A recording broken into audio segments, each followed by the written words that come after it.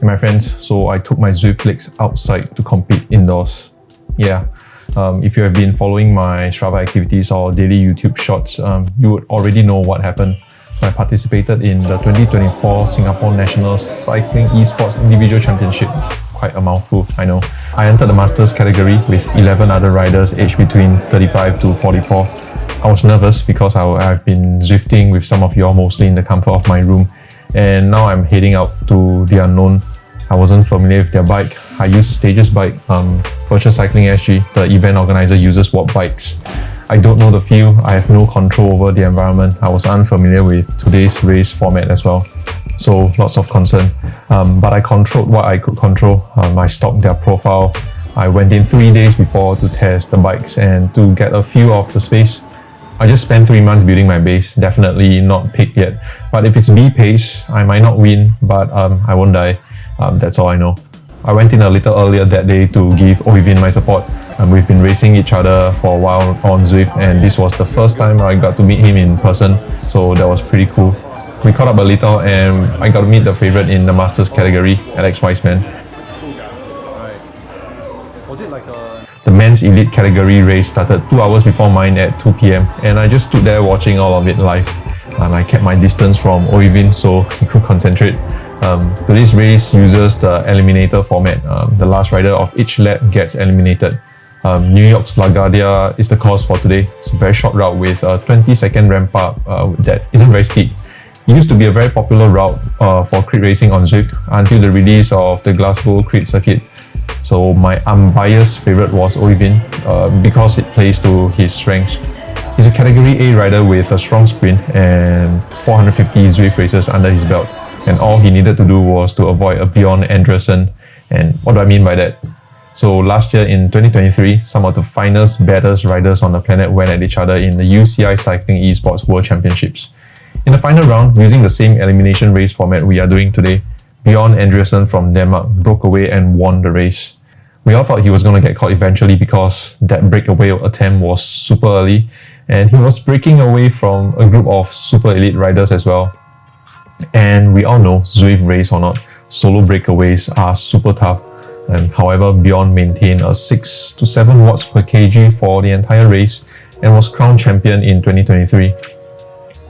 The equivalent of that in Oyvind's race today was Willie, Singapore's national road race champion. He's light, he's strong, he's got all the right attributes of a cyclist. He won the previous round with a huge gap after that climb up Fox Hill. Throughout the race, Oyvind was doing really well. He set in, stuck close, stuck to his plan, and if all goes well, he can win this race with that sprint of his. However, the Bjorn situation that we talked about emerged. Not through the form of our national champion, but through Aaron, a Singapore national triathlete. So he broke away from Willie and Oyvind, leaving everyone shocked. Not only did he break away, but that lead kept extending. And it wasn't long before Willie and Oyvind recognised that the race was over and it was a battle for the second position. Oyvind edged it out for the second position, but the spotlight and race belonged to Aaron. The dude came in topless in SAF issued PT shots and did what I thought was impossible. At this point, he already felt like an anime character or something like that. Freaking cool. So huge kudos to Aaron, really. That was quite a spectacle. He has a YouTube channel, lots of fitness, race and triathlete related stuff, so do check him out. So after that jaw-dropping race, it was the Masters' turn to put on a show. There's a mandatory height and weight check at 3 PM, an hour before the race.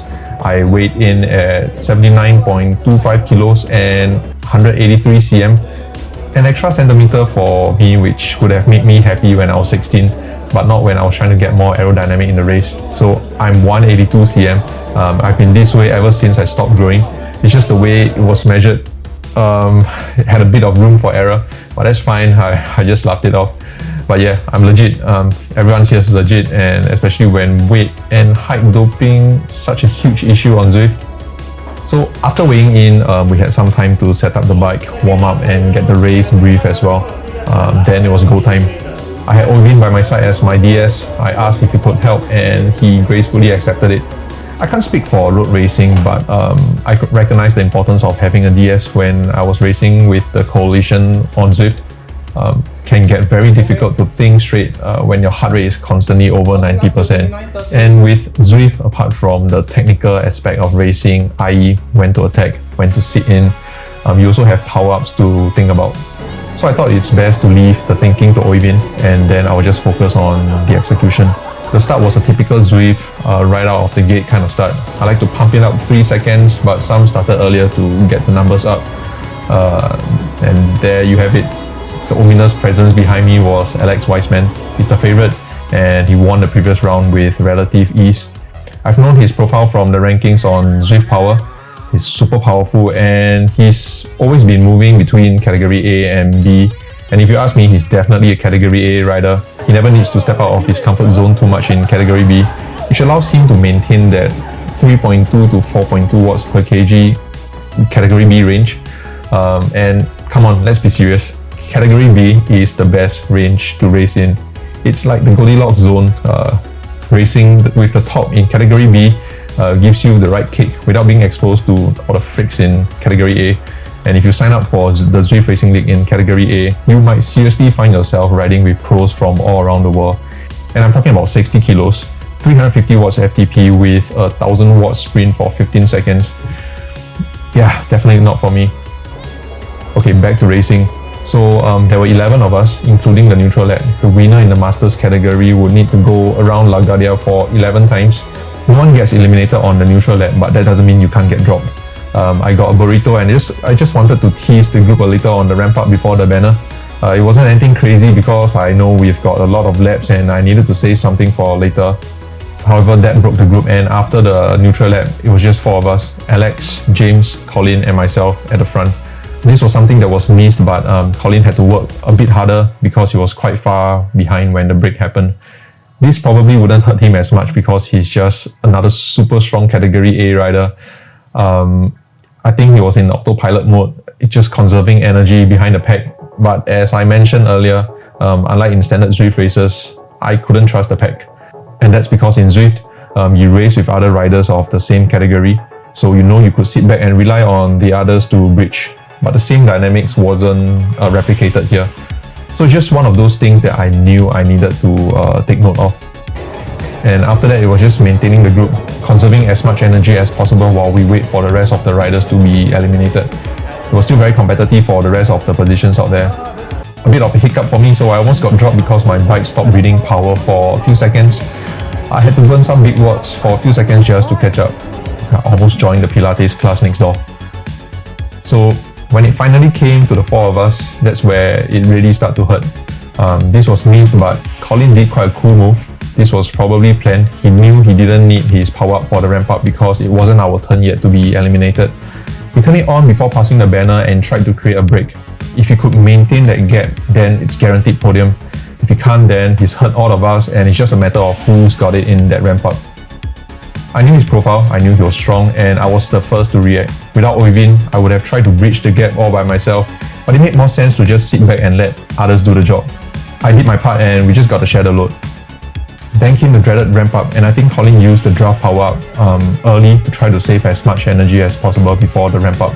And it was Alex who crossed the line first. I came in second, but I almost screwed up by easing off too early at the descent because I thought I was clear and I was just gonna let my weight do some work. It was tight between Colin and James, but I think looking at the replay right now, Colin had it.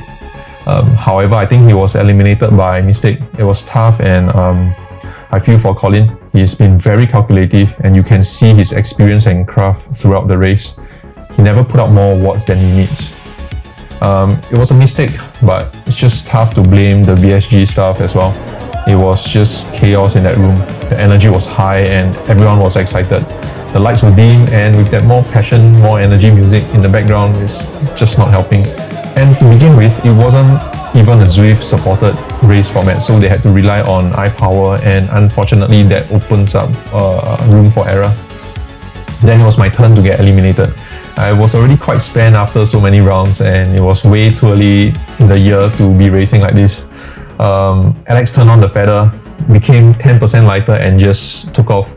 And it was just between James and myself. Both of us saved the arrow for the descent, and he beat me to the banner.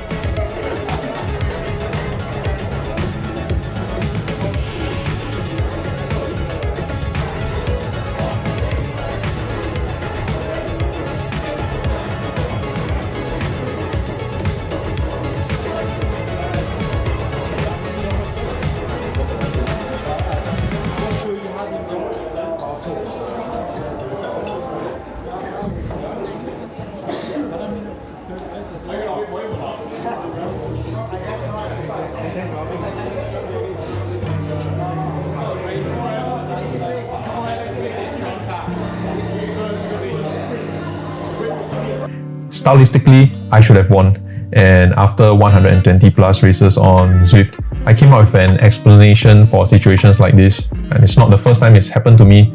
And it's just years and years of experience and toughness in those leagues. It turned up for James, and it turned up for so many other riders who have beaten me to the line over the past 2.5 years I've been racing on Zwift. And hopefully I could dig into this ability to dig a bit deeper with time. Anyway, Alex won and James came second. They were teammates and there was no need to go any further. Great day out in VSG for the Mavs. What an event, and to be honest, I had quite a few doubts before actually being there and participating.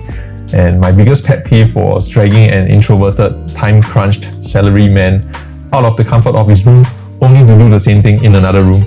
But I would say that being there and being surrounded by people who enjoy racing in the form of cycling had changed my mind quite a fair bit.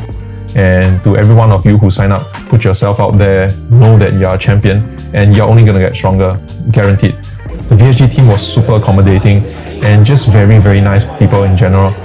I got to finally meet Oivin in person after racing with him a couple of times on Zwift. He's real, I'm real, and that's partly why I joined as well. So thanks for being my DS, and I'll see you soon. And lastly, show Virtual Cycling SG your support. They have worked really hard to make this happen.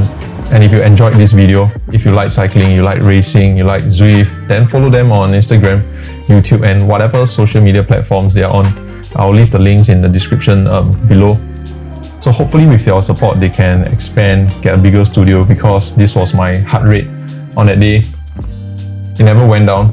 I've been in tougher races and it was never like this. And lastly, I gotta just gotta swap out this ugly bike that they make me equip to further even the playing field. So I'll see you on the next one. Ride safe and have fun.